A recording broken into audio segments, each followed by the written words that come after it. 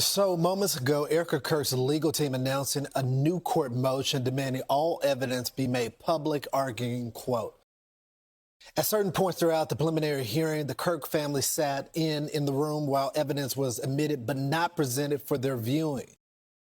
They were present in body, yet denied the very thing their presence was meant to secure: their ability to meaningfully observe the preliminary hearing. In the absence of transparency, speculation, and conspiracy theories related to the tragic assassination of Mr. Kirk will continue to proliferate in the public domain, breeding doubt and distrust in the judicial system. Now, this comes just hours before the court is expected to hear redacted audio testimony from the ex-roommate of the suspect accused of assassinating Charlie Kirk.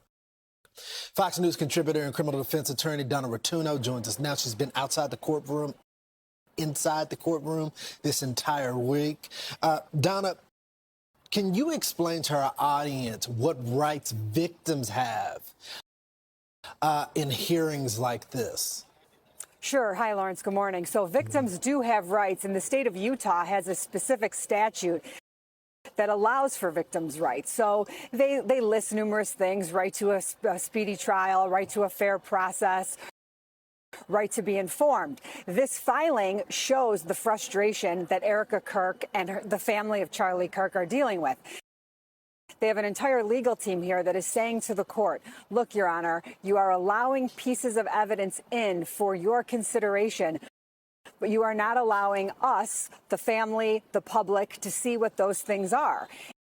And this puts the judge in a very difficult position because, remember, Lawrence, there's not a jury in this courtroom. This is a preliminary hearing. And without a jury to hear what's going on, there's nothing to shield the finder of fact from. Sometimes the judge rules, look, this is not information that is relevant to a jury. It is not admissible, and therefore they're not going to hear it. In this case, the judge is taking everything he hears into consideration, and he's making that determination. And normally, those things are not shut off to the public. And so this is a little bit of a different situation. And the defense is saying, I don't want these things to possibly taint a future jury pool.